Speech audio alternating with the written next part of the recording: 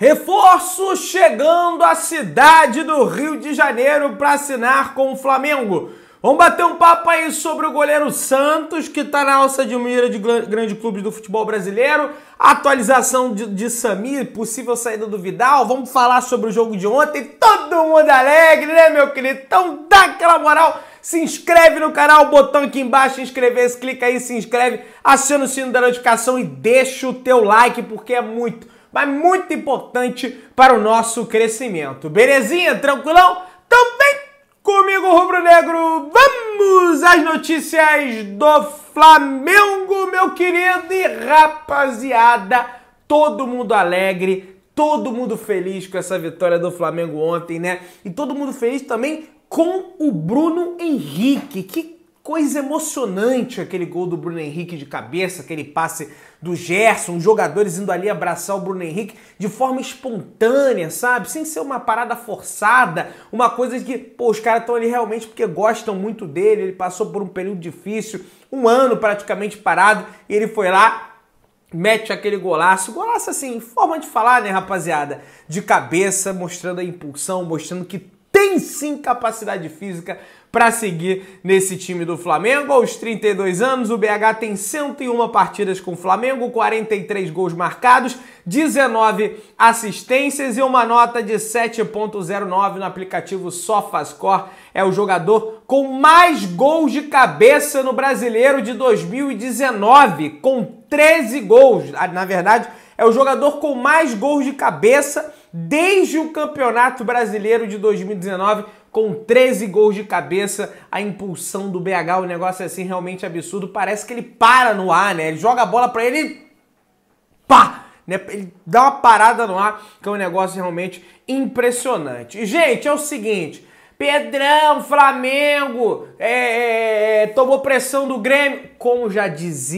diz Sampaoli, aliás, contundência. Chegou na frente, gol. E o Flamengo ainda perdeu gols, inclusive com o seu Gabigol, que teve a oportunidade de eu passe o Wesley e ele perdeu o gol. Meus amigos, gente, quem tá reclamando, na minha opinião, gente, não é possível. Porque são 4 vitórias seguidas, contra desgaste físico, contra lesão no elenco, contra gramado horroroso, que a gente vai entrar na situação do gramado também. O Gabriel se posicionou nas redes sociais, dando uma cutucada aí na diretoria.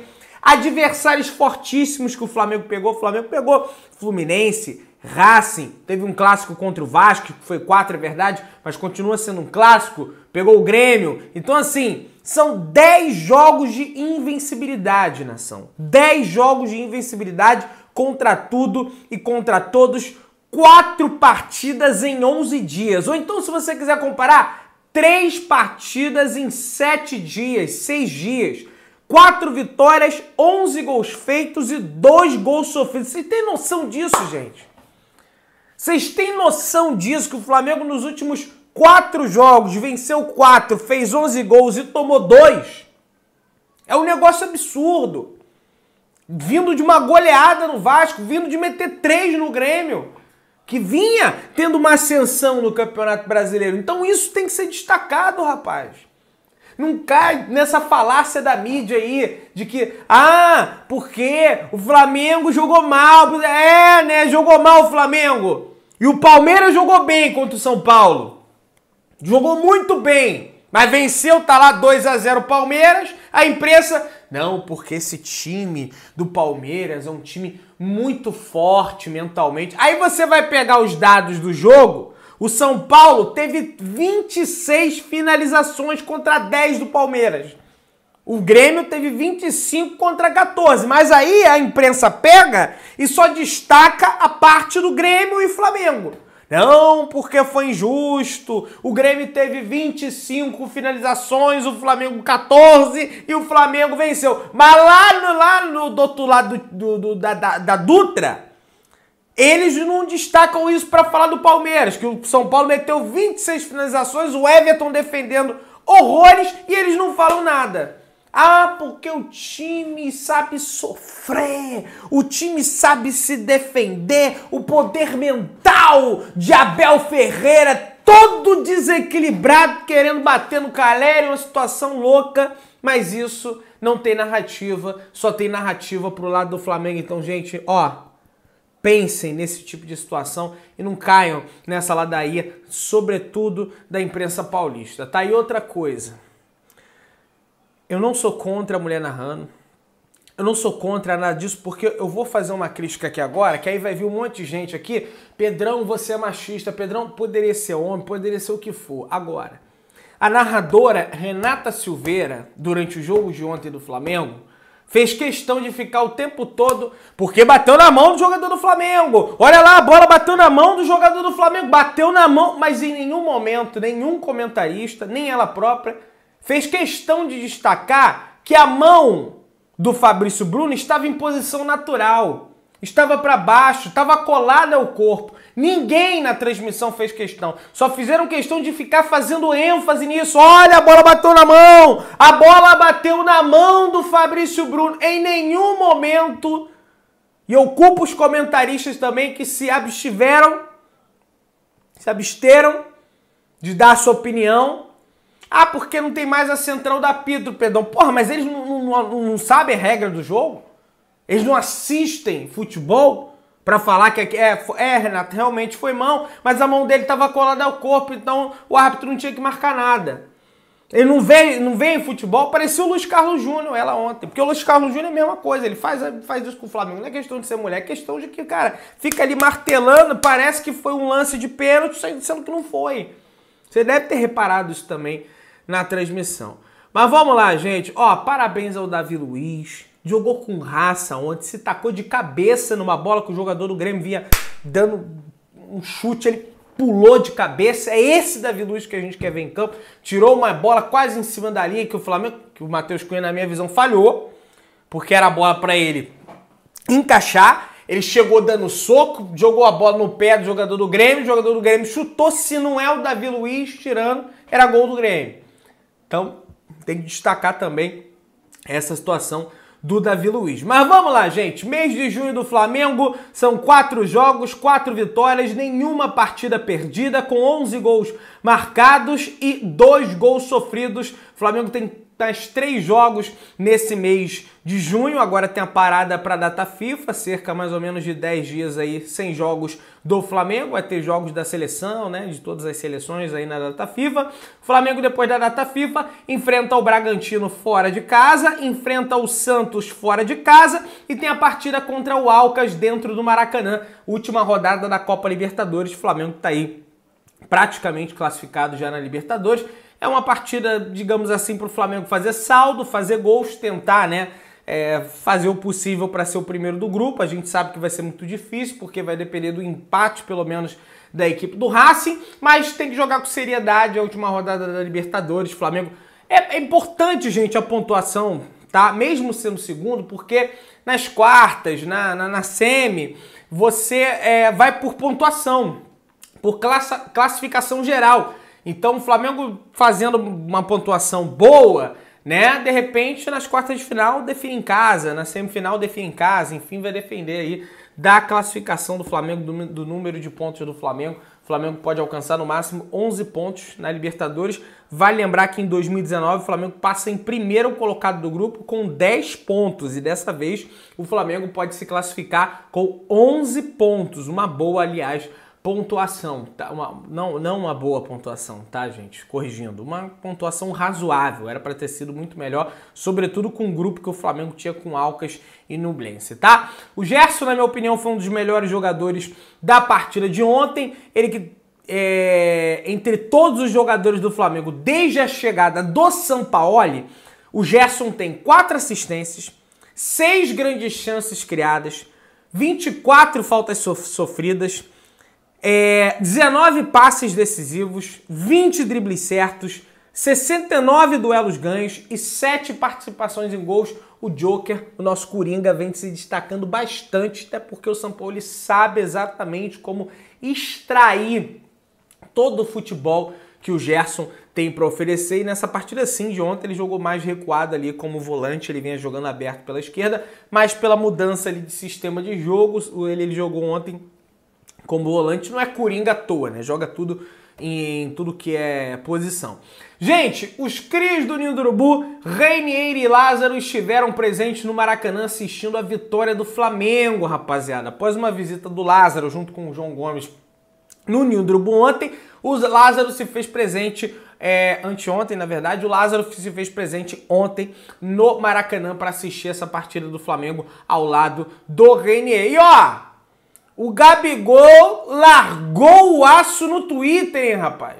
Ontem, por volta das 8h54 da noite, o Gabriel tweetou o seguinte: no Beach Soccer tinha que dar o time carioca, ou seja, tinha até gente especulando, pô, Pedro, será que ele tá falando isso pro Renato Gaúcho? Porque o Renato Gaúcho, negócio de futebol, não acho que tem nada a ver com o Renato Gaúcho, é mais uma situação do gramado Maracanã, que tá uma vergonha, tá um pasto, o jogador chuta, levanta areia, é areia pra tapar buraco pra tudo que é lado.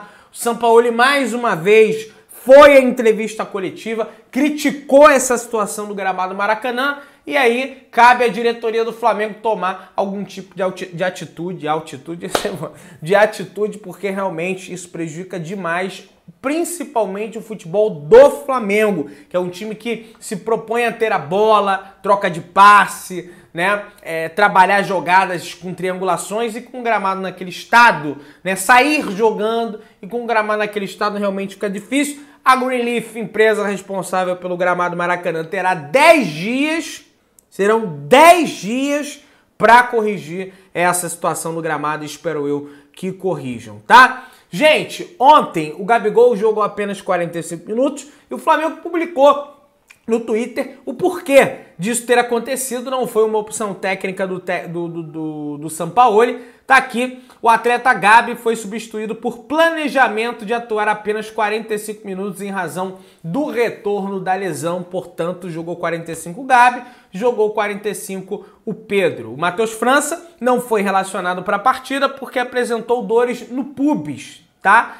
Então sequer ficou como opção do Sampaoli. Vamos ver se esses 10 dias, né? Já tinha o Arrascaeta com problema de pubis aí. Vamos torcer para que nesses 10 dias o Matheus França consiga se recuperar e recuperar muita gente, deixar muita gente 100% aí nesses 10 dias, né, rapaziada? Vai ser muito importante para a partida contra o Bragantino. Rapaz, esse Bragantino é enjoado. O Bragantino é a equipe que mais faz faltas no campeonato. E isso é resultado porque o Bragantino é uma equipe de pegada, é uma equipe de marcação forte, que faz pressão no campo do adversário. Então o Sampaoli vai ter 10 dias para trabalhar essa equipe para jogar contra o Bragantino. O Bragantino que empatou com o Atlético recentemente no Mineirão, perdeu para o Fluminense no Maracanã por 2-1, mas é uma equipe sem a bola, bem agressiva, hein? Então já tô avisando aqui 10 dias antes para vocês ficarem aí por dentro. Gente, e o Renato Gaúcho, hein? Pois é, foi em entrevista coletiva e chorou mais uma vez depois de tomar de 3 do Flamengo.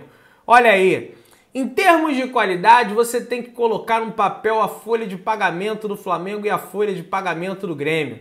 Mas eu não estou me lamentando, muito pelo contrário. Não foi por falta de qualidade. Nós tivemos azar nas conclusões. A bola não quis entrar por milagres. Acontece. Tem noite que é dia e tem dia que é noite. Eu falei para os meus jogadores, hoje se a gente jogasse até meia-noite, talvez a gente não conseguiria fazer um gol. Porque hoje a bola não queria entrar. Como sempre, né? Aquele discurso boleirão do Renato. Ah, hoje a bola não queria entrar. Ah, porque o time dos 200 milhões, mas quando ele teve o time dos 200 milhões, ele não ganhou absolutamente nada no Flamengo, só nos apresentou vergonhas, vice-campeão da Libertadores, vice-campeão brasileiro, 3-0 para o Atlético Paranaense, uma semifinal de Copa do Brasil em casa no Maracanã, 3-1 para o Fluminense no jogo anterior para a derrota para o Atlético Paranaense, uma verdadeira vergonha. Espero eu que, sinceramente, ele jamais, nunca mais vista a camisa de técnico do Flamengo, porque para mim o Renato é um boleirão, não é treinador de futebol, é um boleirão com todo respeito à figura dele, ao jogador que ele foi, com a camisa do Flamengo, campeão brasileiro de 1987, mas como treinador, desculpa, não dá para ser técnico do Flamengo. Rapaziada, tá aí, são 10 jogos de invencibilidade do Flamengo, 7 vitórias, 3 empates, 80% de aproveitamento, 19 gols marcados e apenas 6 sofridos. Você vê aí a evolução também defensiva do Flamengo. Muita gente, pô, o Flamengo defensivamente isso, aquilo, tá melhorando também no aspecto defensivo. Sampaoli, na entrevista coletiva, anunciou que nesses 10 dias aí, 2 iniciais serão de folga, segunda-feira, folga, terça-feira, folga, para dar um respiro para a rapaziada vindo de uma maratona grande de jogos. No entanto, quando os atletas voltarem, o Sampaoli anunciou que vai treinar durante 2 a 3 dias em 2 turnos. Pois é, terão treinos em 2 turnos, porque não os 7 dias restantes, mas de 2 a 3 dias em 2 turnos, depois apenas em um turno, porque ele quer aproveitar bastante esse período de data FIFA para que ele possa evoluir a equipe sem a bola, com a bola, ofensivamente, defensivamente, né, a bola parada, enfim, questão tática, nessa marcação-pressão, nessa saída de bola, tem vários ajustes aí que precisam ser realizados no time do Flamengo. Então, quarta-feira, o Flamengo volta ao Ninho do Urubu para treinar normalmente, mas folgas merecidas aí para os atletas. Ayrton Lucas, Pedro, Vidal e Pulgar se apresentam às suas respectivas seleções. Ayrton Lucas e Pedro para a seleção brasileira, Vidal e Pulgar para a seleção chilena. Varela também se apresenta para a seleção do Uruguai. O Varela foi convocado, diferentemente do De Arrascaeta. O De Arrascaeta tem que treinar, tem que correr, tem que se colocar bem fisicamente. Vai ter 10 dias para isso, porque olha, fisicamente o De Arrascaeta tá muito, mas muito abaixo, não consegue completar 90 minutos de partida e precisa evoluir nesse aspecto. É craque, a gente ressalta sempre aqui, mas temos que estar em cima cobrando e olhando isso, tá? O Fabrício Bruno ontem simplesmente fez o seu 19º jogo consecutivo como titular do Flamengo. É a maior sequência de jogos da carreira do Fabrício Bruno, destaca o Lemos Santos, jornalista lá do S1 Live. Absurda aí o Fabrício Bruno, realmente aí um monstro fisicamente falando. Por isso que eu falo, tem um desequilíbrio físico na equipe do Flamengo. Uns atletas estão voando fisicamente e outros bem abaixo. É o caso de Fabrício Bruno e De Arrascaeta aí, né? E isso nem sempre foi do De Arrascaeta, porque na final da Libertadores de 2019 ele estava lá correndo, depois dos 90, roubando bola e ajudando o time a ser campeão, tá? Gente, vamos lá, vamos falar sobre janela de transferências, tem informação aí. Acho que foi o Betão Júnior, lá do Charla Podcast, tá aí. O Tigres do México tenta incluir o volante Vidal na negociação pelo empréstimo do zagueiro Samir. O chileno é um sonho antigo do clube mexicano. Samir deve chegar por empréstimo ao Flamengo até 2024 com passe fixado, tá? Então, informação aí, vamos ver se concretiza, tá? Uma informação sobre o Alan, Papa comentou, Vene comentou, entre outros. A expectativa é que Alan viaje nesta semana para realizar exames e assinar contrato com o Flamengo. Tudo bem encaminhado entre Flamengo, Atlético Mineiro e empresários do jogador. Mais um reforço perto do Flamengo. A operação vai gerar em torno dos 7 milhões de euros fixos, mais 1,5 milhão de euros em bônus por 100% do jogador. Vai lembrar que esses bônus envolvem o atleta ser campeão pelo Flamengo. Havia até uma discussão, porra, lá no Galo vamos ter que torcer pro Flamengo ser campeão pra gente receber essa grana, enfim. Mas eles acabaram aceitando. Segundo a ESPN, a expectativa é que o Alan se junte aos treinamentos da próxima quarta-feira no Ninho do Urubu, que é quando o Sampaoli vai começar de fato a treinar a equipe nesse período de data FIFA. Devido à paralisação do brasileiro por conta da data FIFA, o jogador poderá ter um tempo para se acostumar com o grupo e com as dicas de Sampaoli, já que o rubro-negro, depois do duelo contra o Grêmio, só volta aos gramados no próximo dia 22 desse mês contra a equipe do Bragantino. Tem uma informação circulando aí também do portal Grêmio Timeline, que sem espaço no Flamengo, o goleiro Santos estaria entrando na mira do Grêmio, mas eu sinceramente não sei até que ponto isso aí é verdade, mas só passando para vocês, meu querido, dá aquela moral, se inscreva no canal, aciona o sino, deixa o seu like, tamo juntão, saudações rubro-negras.